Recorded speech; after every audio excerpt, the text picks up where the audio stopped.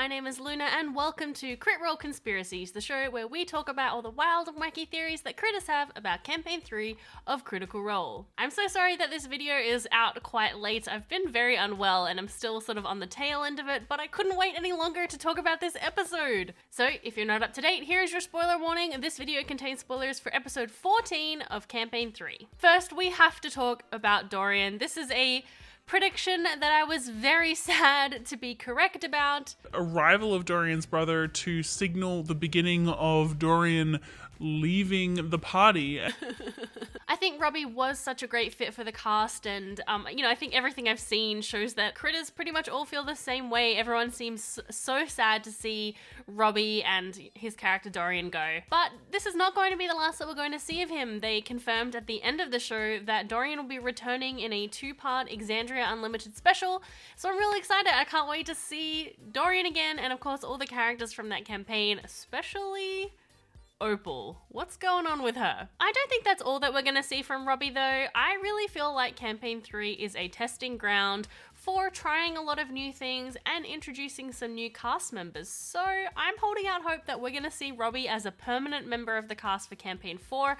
I think right now, what we're really seeing is the beginning of the Critical Role cinematic universe. They've already got so much stuff going on. They've got the comic books. They have an actual book.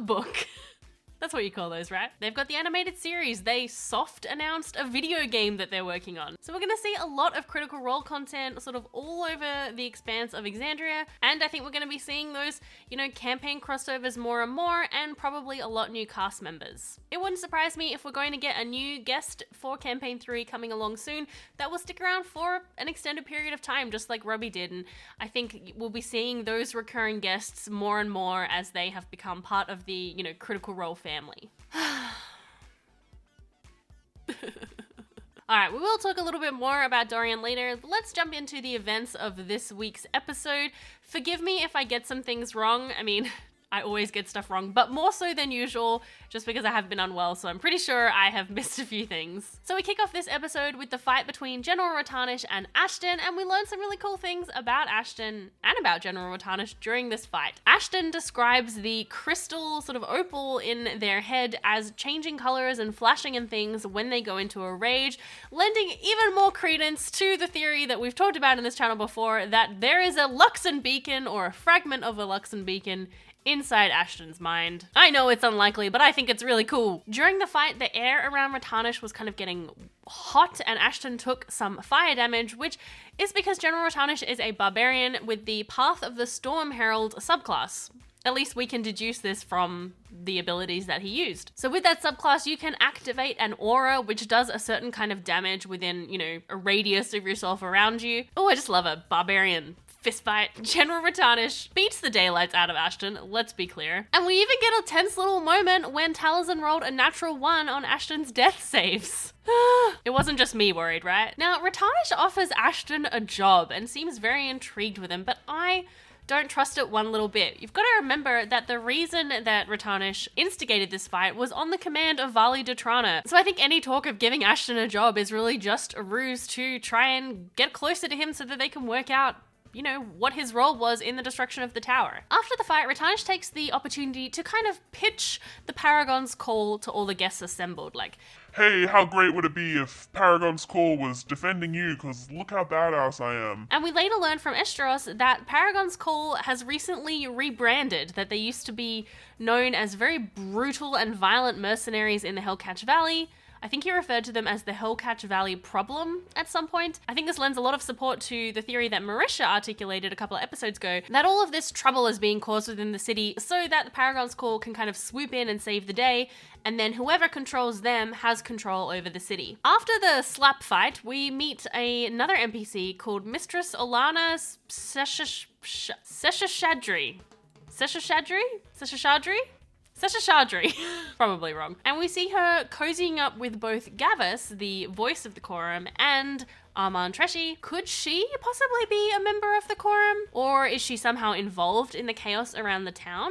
Lordna actually speaks with her and tries to get some information to that effect. She says that she's just a member of like a lower house and she doesn't have the influence to be someone like the member of the quorum. But I think she's going to be worth keeping an eye on if we do see her again. Now, it's at this point that Laudna uses a fake name when she introduces herself to the Mistress, and she uses the name Lorelei de Rollo. Haha! What are you up to, Marisha? To give some background context for those of you who might not be aware, both of those names are meaningful. So Lorelei is the family name of a group of werewolves who were explored in a one-shot that Liam ran called The Song of the Lorelei. They are a noble family of the Dwendalian Empire, which is in Wildmount, and they all have the gift, or curse, I guess, depending how you look at it, of lycanthropy, and that they sort of use that in good and honorable ways, or at least if they have sworn to. Their home is in the Siren Green Forest, which is also the base of operations for the Order of Lycan Blood Hunters, which, you know, our good Chetney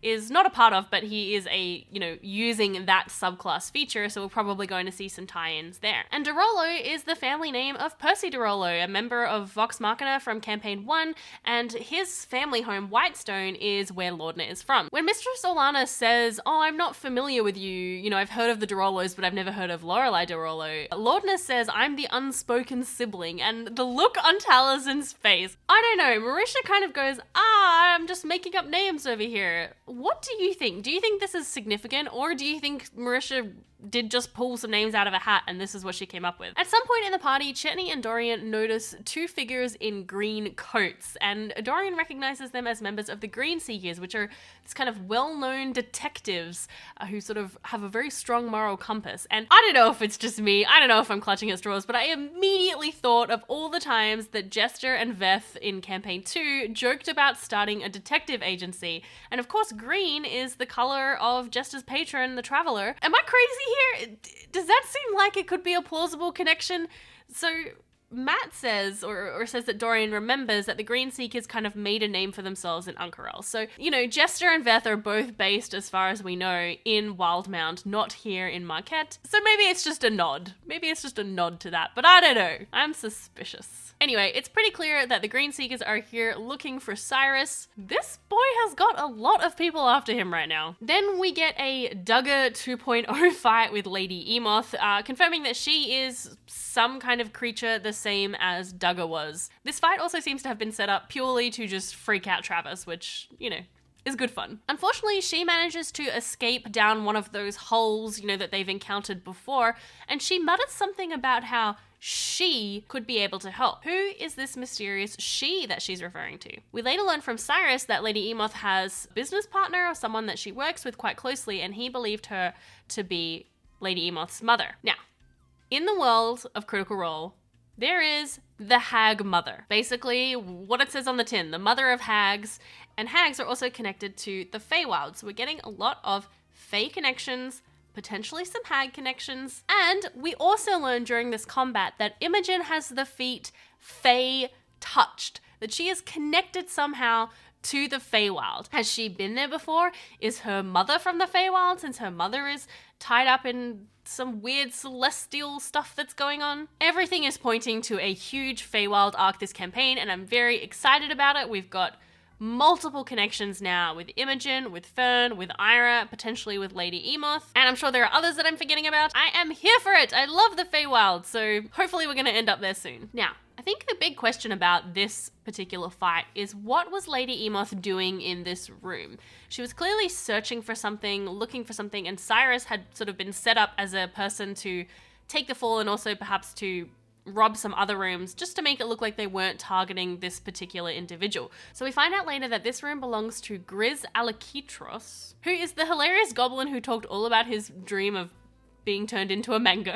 Now, Grizz leads research with the Archaeological Guild in the Allegiance of Allsight based in Uncarel. So maybe he has some research that Lady Emoth wants, something to do with this celestial solstice of Ruidus, or maybe they uncovered some kind of artifact. I think whatever it is, the party really should follow up with this goblin as soon as possible, if they remember to find out more about his research and the stuff that was done underneath him. There has to be a reason that his room was targeted. What do you think it could be? Let me know your theories in the comments. At the end of the party, the Green Seekers arrest Cyrus, but through some very overt shenanigans, the party managed to, get him away from the guards and safely get back to Lord Estros's house. But Matt really makes a point to say, the guards know who you are. You are known now to the authorities. So this is absolutely going to come back to bite them later. Now, it's Lord Estros who comes up with the plan to smuggle Dorian and Cyrus out of Drusar on his skyship to Iman. Yeah, thanks a lot, Estros. And the party have a very sad farewell. I just feel very lucky that we did get Robbie for as many episodes as we did. I really didn't expect him to be in quite so many, so I'm really happy that we got to see such a great progression with Dorian's character and see his connections to the other party members. And, you know, hopefully we're going to see him in the Bell's Hells soon, because that also should be noted that we finally got a party name, Bell's Hells. It's been used now officially by Critical Role in, you know, their promotional material about the campaign. What do you think? Do you like it? Is it a good name? I think it's pretty fun. It's got a good, like, ring to it, Bell's Hells. It just makes me want to sing that song, though. Hells Bells! Alright, before we wrap up, let's look at some of your theories that you left in the comments of my last video. Firstly, thank you to these two comments who pointed out an NPC that I missed in my summary last week, which was Dusard Keefe, who is a NPC that is outlined in Explorer's Guide to Wildmount. He is a member of the Golden Grinners, which is a secret group of heroes which Shakasta is part of. Now, Shakasta was a very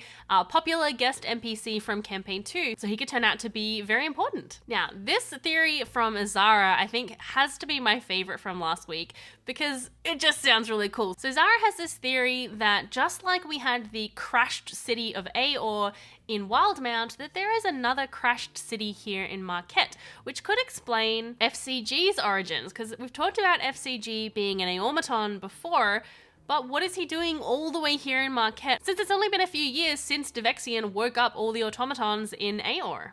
It could also explain why Ashton might have a beacon fragment in his head. Now, Aor was a floating city held up by Broomstone, so since we're seeing some Broomstone smuggling happening, and, you know, we've heard that it's very hard to get a hold of, it's very heavily controlled by the guilds here, a potential archaeological site that had Broomstone in it, like a crashed floating city here in Marquette, would be a great place to get more. And this could also tie into why they're going after the researchers' stuff at the bowl. I don't know, I just feel like this makes a lot of sense for so many pieces, so I'm here for it. Let's see if you're right, Zara. And moving over to Ruidus Rumors, which is a great name. Thank you very much, by the way, for suggesting that name for this little segment. Major Zip shares some of the info from the new Taldore Reborn book, which talks a little bit about Cartha and Ruidus. So it talks about how people are very superstitious about Ruidus because it's kind of, you know, this weird ill omen in the sky, and that it sometimes just fails to be seen altogether and sometimes shines really bright. And there's this line about how there's a superstition that if you're born under the full light of Ruidus, that you'll have a curse that follows you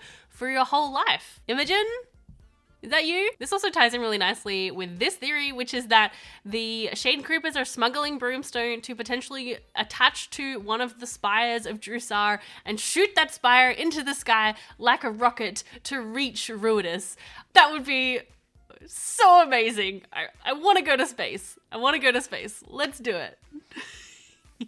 And let's finish up with comment of the week. It goes to Slow Flow Trash Panda, who says that Lady Emoth is 5 Shade Creepers in a human skin trench coat. I hate that. Thank you very much. Don't forget to go down into the comments and leave your theories and ideas, and make sure you like the ones that you enjoy so we can get next week's top comment. Thank you again for all of your patience. Thank you so much to my patrons and YouTube members who help me make these videos. I have very exciting news coming up for my patrons and YouTube members, so stay tuned for more about that. I've got some new things coming on the horizon. I'll see you all next week for another Crit Role Conspiracies video, and bye, Dorian! We'll miss you.